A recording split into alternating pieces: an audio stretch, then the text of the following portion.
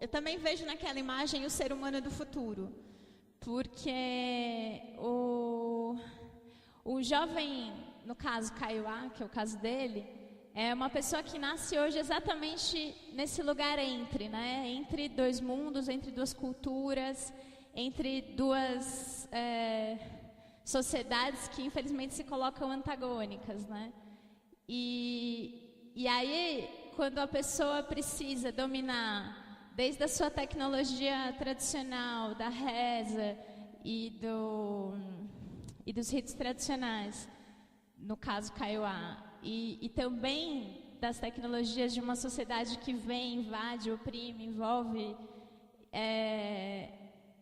eu chamo ele essa ideia de ser humano do futuro porque é o que todos temos que ser. Acho que a gente está num momento de informação difundida e de consciência global e de noção da existência do outro, que a gente precisa aceitar, né, esse processo de se transformar um pouco no outro e aprender com ele, entender que essa norma, essa tentativa do né, de um discurso, uma ciência, uma verdade que se alastra e domina o globo, ela não é suficiente.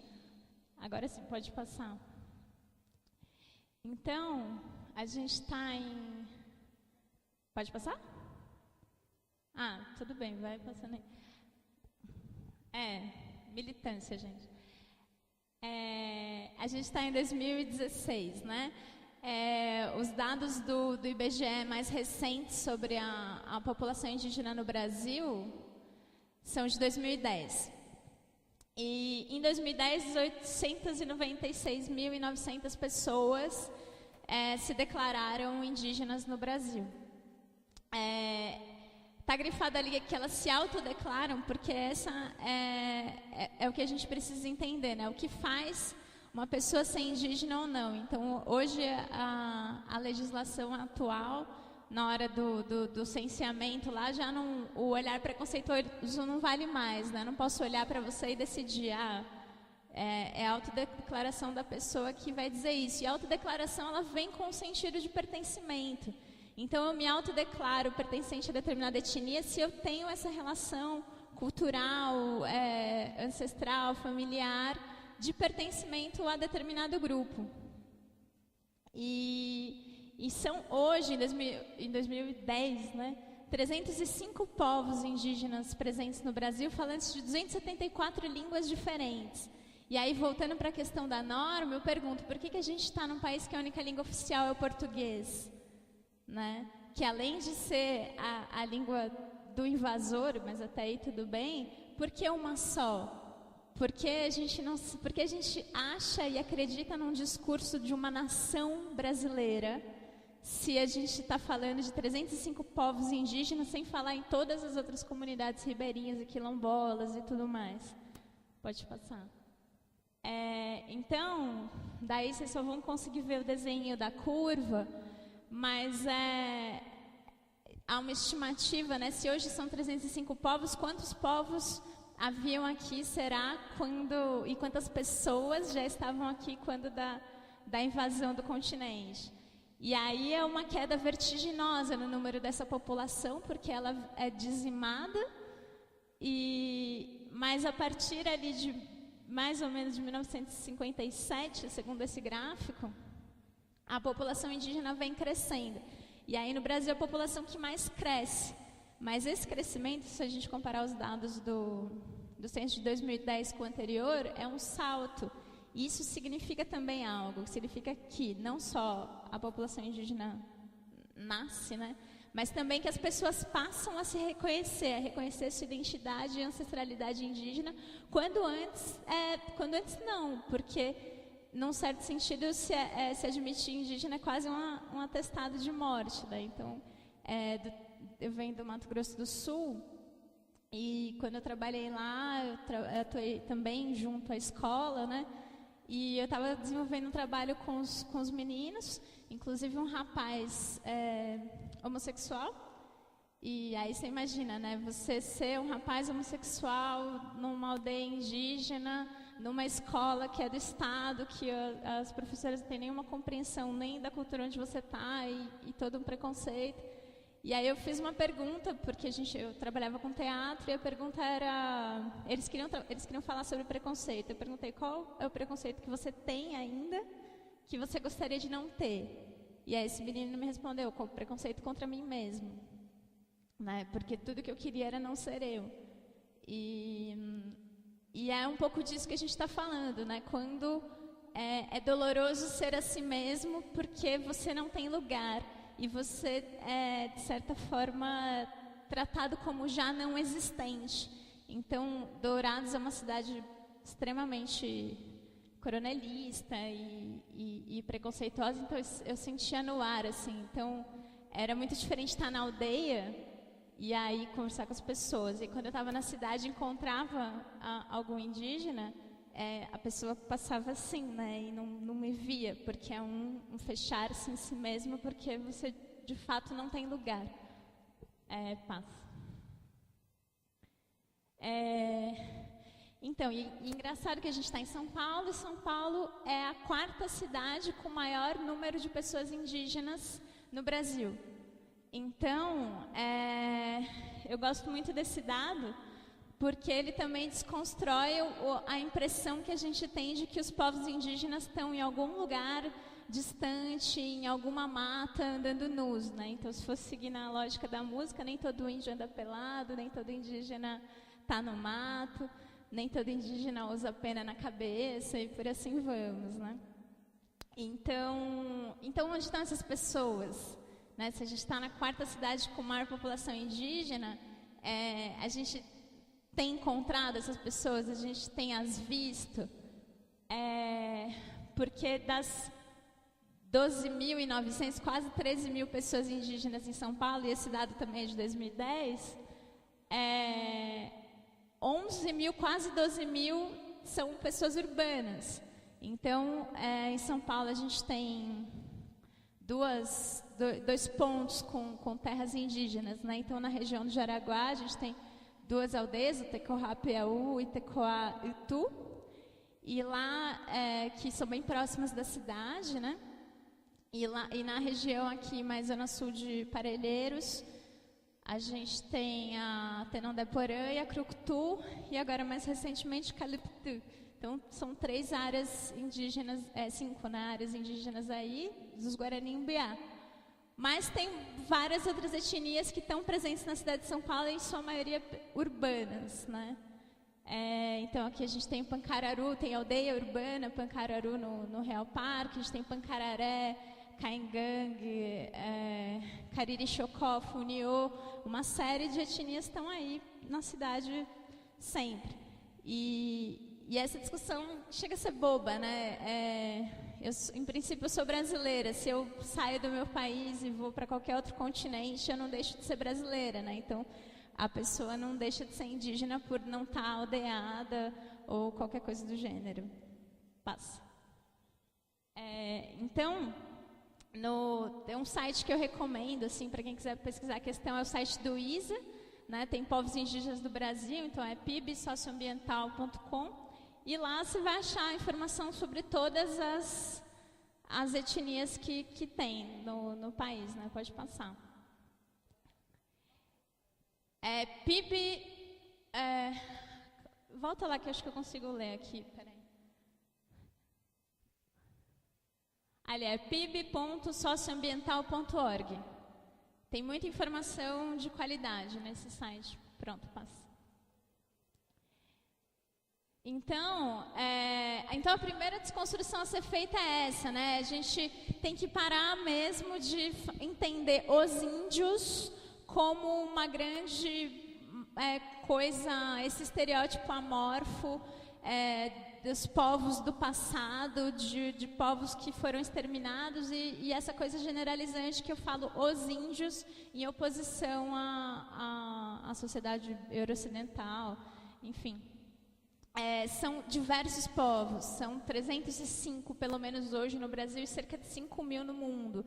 Cada um desses povos é específico e é diferente entre si, né? Então, a gente passar a ter o cuidado de se referir às etnias e antes de falar sobre ou de conversar com, perguntar isso, né? Qual é a sua etnia? A que povo você pertence? E é entender que cada população indígena vai ter demandas ou um contexto muito específico, né? Cada um desses povos hoje no Brasil vive em realidades muito diferentes. Então, por exemplo, a gente vai ter desde os Guarani Kaiowá nessa disputa atroz por terras e sendo mortos todos os dias, até povos isolados na Amazônia, até povos urbanos e por aí vamos também. Passa, por favor. Então, essas são a reunião das imagens das etnias que tem em São Paulo hoje, né? Tá ruim de ver, né? Mas assim, o que é importante de notar é que nem todo indígena tem cabelo liso.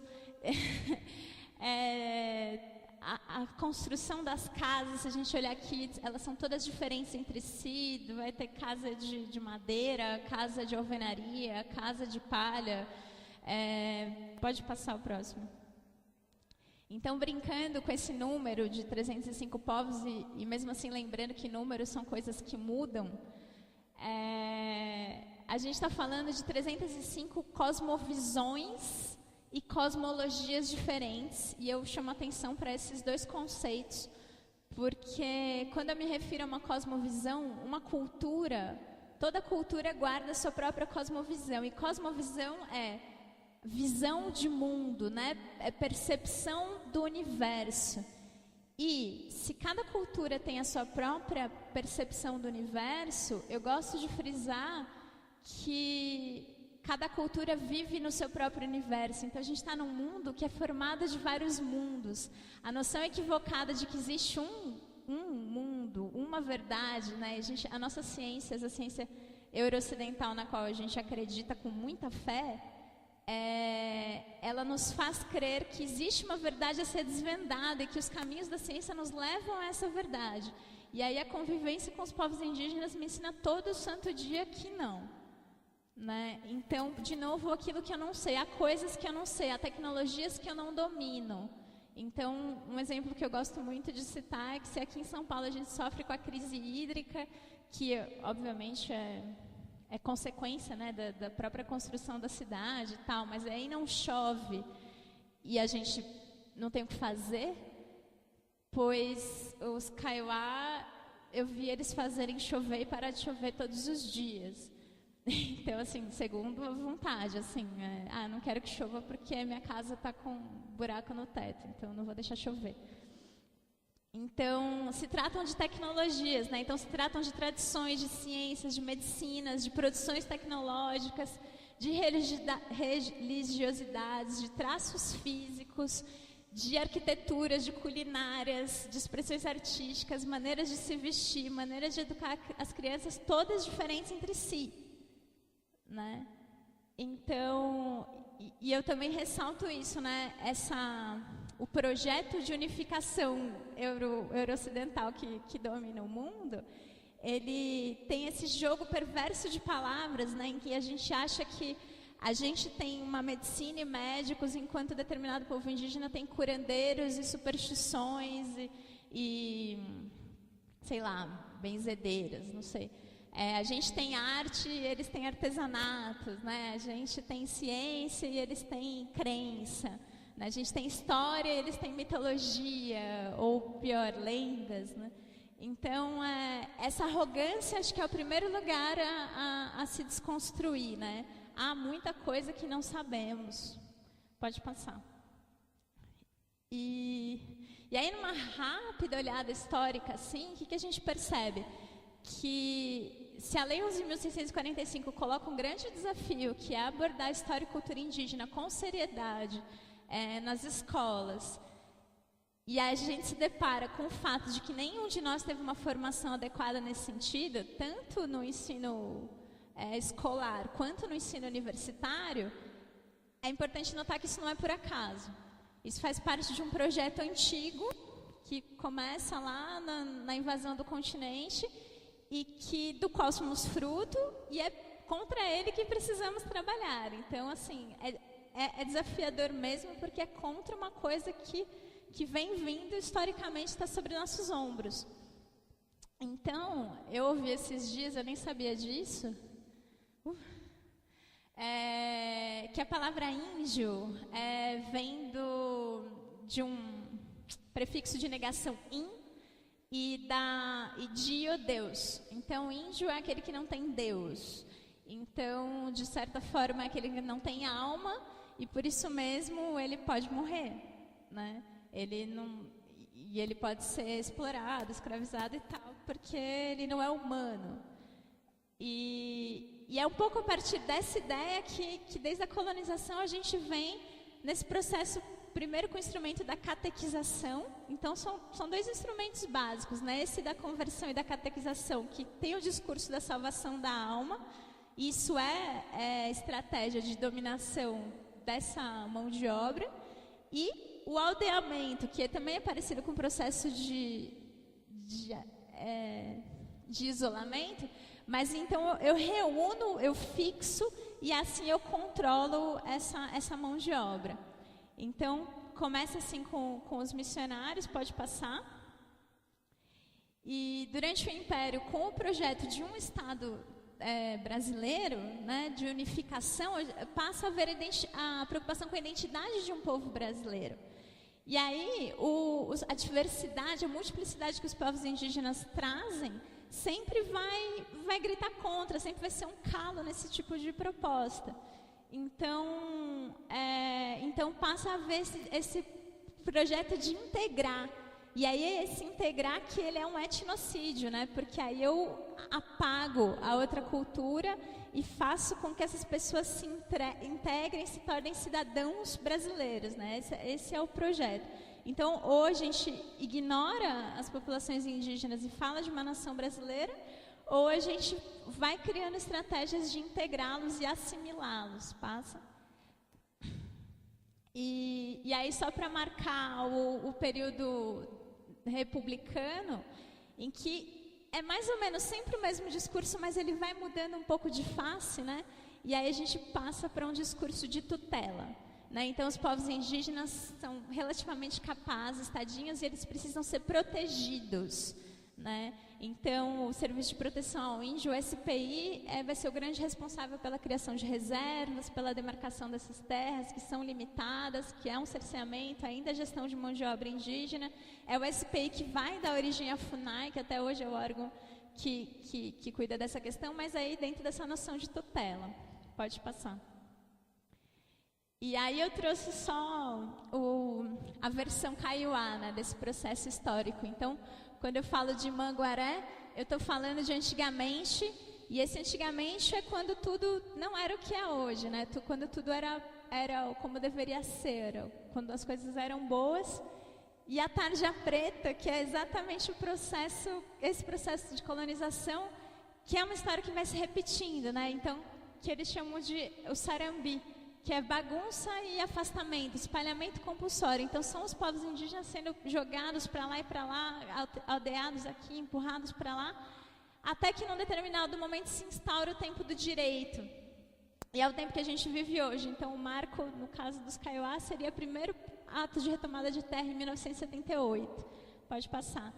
E é a partir desse movimento que também a população indígena começa a se organizar em luta jurídica, movimento social, e é o próprio movimento social indígena que tem uma grande vitória, que é a Constituição de 88. A Constituição, para quem não sabe, ela funda um país, né? Então, em 1988, pela primeira vez, esse discurso ele se muda completamente. A gente tem um projeto de Brasil que é uma unidade na diversidade, que tem a multiplicidade e a diversidade como valor. Está escrito lá, né? E isso é uma vitória dos movimentos populares. No entanto, pode passar.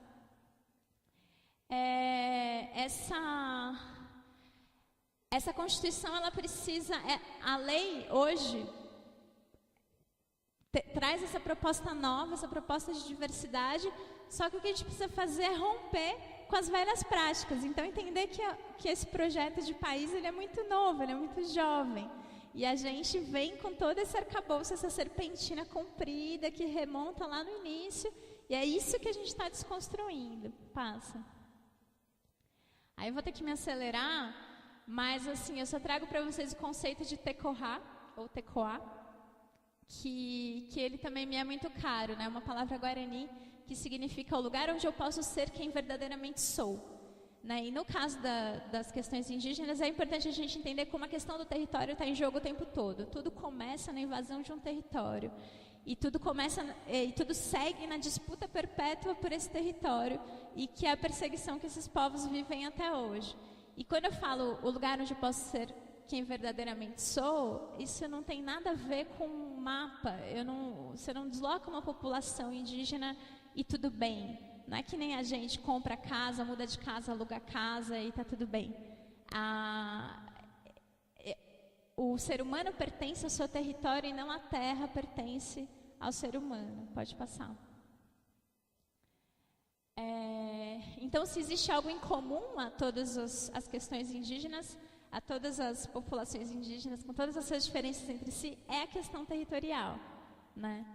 E ali no seu, quando vocês conseguem ver, é o mapa das terras indígenas. Então, quero que vocês reparem o quanto as pessoas estão sendo mortas, exterminadas, mas se você for ver o tanto de terra que inclusive se reivindica, pensando que todo o território brasileiro era ocupado por esses povos, é muito pouco, né? Pode passar. E aí, quando eu falo de romper as velhas práticas, eu estou me referindo a isso. Essa foi uma matéria que durante a Rio+20 saiu na Veja. Do lado de lá é justamente a aldeia onde eu estava. E eles fazem essa ironia, né? Adivinhem qual é a terra dos índios? Porque de um lado hoje eu tenho só soja e milho envenenado, que é commodity para exportação, que não é comida, e com uma ideia de progresso, ou de ordem, ou de, não sei, de produtividade, versus o território indígena onde as pessoas estão vivendo, tentando plantar seu alimento e tal. Passa. E aí na página seguinte eles fazem um quadro comparativo muito terrível, porque eles comparam o quanto de terra o indígena precisa por habitante em comparação à realidade urbana e aos assentamentos rurais. Mas eles não falam dos latifúndios, eles não falam de quanta terra um boi precisa para ser cultivado, né? Passa, por favor. Então, se a gente olhar, a gente está falando de 60% de terras para o agronegócio nesse país, né? Então, as terras indígenas são 13%, a gente está num país que ele é agrícola, mas agrícola nesse sentido da produção de commodity. E grande parte dessas terras são improdutivas, né? Passa o próximo quadro, que eu acho que não vai dar para ver. Mas esse quadro mostra de 2003 para 2010 o crescimento dos grandes latifúndios e o crescimento das terras improdutivas. Que só falando as terras improdutivas cresceram 71%. De 2003 para 2010. E os povos indígenas continuam sendo mortos, exterminados em nome disso, né? Passa o próximo. Eu tive que correr. Então, eu só vou ler essa frase. Eu recomendo muito essa entrevista chamada A Incansável Denegação do Genocídio e o Índio Inexistente. É uma entrevista feita com Moisés Pinto Neto e Helena Palmquist, acho que vocês jogando na internet encontram, saiu pela Unicinos a entrevista, e é de uma lucidez gigante, justamente abordando o quanto a falsa impressão de que os povos indígenas já não existem ou já foram exterminados, faz com que esse genocídio, que é uma dinâmica de Estado, opere progressivamente sob os nossos olhos, sem que a gente lide com isso de fato. Então aqui, as culturas não são oásis de pureza, mas zonas de contaminação constante. Por isso, querer descaracterizar a cultura indígena é um exercício de uma mentalidade genocida. ou os indígenas rejeitam toda transformação e mudança nas suas culturas, ou devem desaparecer enquanto cultura própria. Então ele traz aqui que o índio sai perdendo de qualquer modo, né? Então para ele ser considerado indígena, ele tem que, em tese, se manter primitivo, e aí o progresso vai tratorar essa pessoa. Mas se ele se apropria dessas outras tecnologias, ele é descaracterizado como índio e ele não tem mais direitos. Então que jogo perverso é esse? E aí, então, para finalizar, e falando sobre o protagonismo juvenil, eu trago um vídeo que é um clipe de rap, rap Guarani Kaiowá, de Dourados, do Bro MCs, que o nome dessa música se chama Nos Dias de Hoje. Então, ela também está fazendo esse jogo de passado, presente e futuro. E aí, eu peço, como eu acho que vocês não vão conseguir ler a legenda, aí já está passando. Volta o slide depois. Aí. Põe o som, né? Que vocês atentem para as imagens e percebam como o filme joga exatamente com esses elementos, né? De presente, passado, futuro, tradição e tecnologia. Eu canto rap na língua indígena, mas o rap... Então, assim, a gente nos entender enquanto seres pós-coloniais, que somos todos contaminados por todas as matrizes culturais, estamos num mar de informação que todos acessamos, e o que juntos a gente consegue fazer com isso, né? Tipo, caminhando lado a lado e a partir desse ponto em que estamos, né?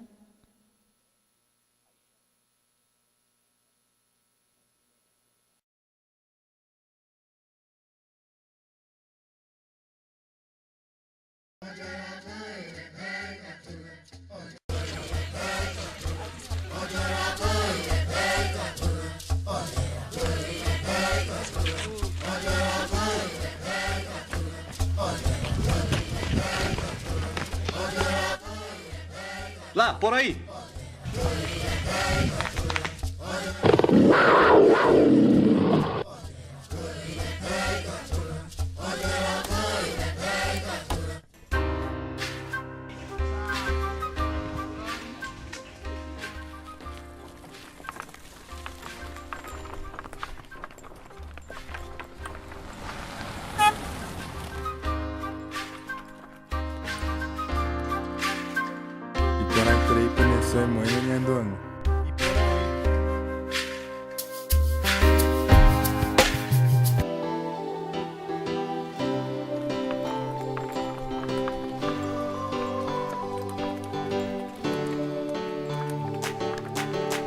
Amoite doi kwa imba ewe ko happy on wa hen amoite te nonde apuka pendere hende awere ko tewe shini wamba oi shendiwe ani ha ete guanda ko sende chagua pura reio pachagua aju arrechuca awa umbeuha awa ko angagua happy oshuka upea ha ete gua ko amombeuha aporereta ore jawe quando alegre puka nyandi jara orisha upe atuisha upe rupiaha momburima aguata jaha kende awa ara ohasando alegendere a upeixa jau a jecoporã nyandere coporã ko anga jahisha nyanehe do apa ara ohasa upeixa cheia uma oi apa o peixe cheia, uma oi apa, uma oi apa. Ara ipoti, reta rente petei, buraqueira ou ewe, ou a onhondiwe, mesmo peixe auere, o me quente quasewe, e quasewe. Só que o perder, jornal PODE, o paixa ole, TV PODE, o paixa onye, oi coaque não i, e quai co onyomi, só que reta é oi, inhe ratão oi, do ale renhe embarei, o peixa iwaindere, rechaindere quai, o mi rente doi quai. Bom dia, boa tarde, noite, eco, ape, ape. Só que aguata, a rapa, rechuca, chembora, repa, joa, rei. Daja, oi, hanenda, enderi, quache, ai, quaua. Será para mumbe, utarenye, e combarei, andrinhe, enei. Ara, o raça, o peixe cheia, uma oi, apa. Ara, o raça, อุเบชเชียอุมาโอวิอาปาอุมาโอวิอาปา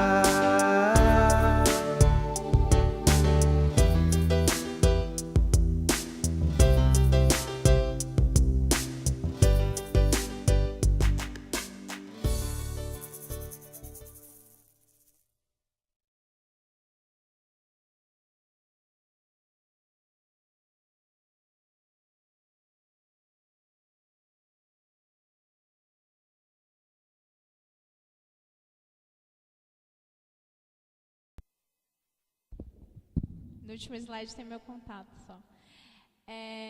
Bom, é isso. Acho que dentro do tempo que temos é isso. Esse é o Bro MCs. Encontra esse material no YouTube. Também queria também pra vocês anotarem aí, anota Ascuri. E procura no YouTube também, que é a Associação Cultural de Realizadores Indígenas, né? Que o Kiki, que estava na primeira imagem, participa. E eles têm produzido filmes muito bons. No sentido de tanto da denúncia quanto da valorização e aí eu vejo a atuação acho que só para encerrar o meu apelo ao universo da educação, né? Então eu vivi uma realidade bem pesada no Mato Grosso do Sul, onde eu também participei desse preconceito, né, que os indígenas vivem lá, por trabalhar com os indígenas e tal. E eu saí de lá por um desgaste emocional mesmo, porque é de fato muita dor, é muita gente morrendo, é muito suicídio, é muito alcoolismo, é muita violência, é muito tudo.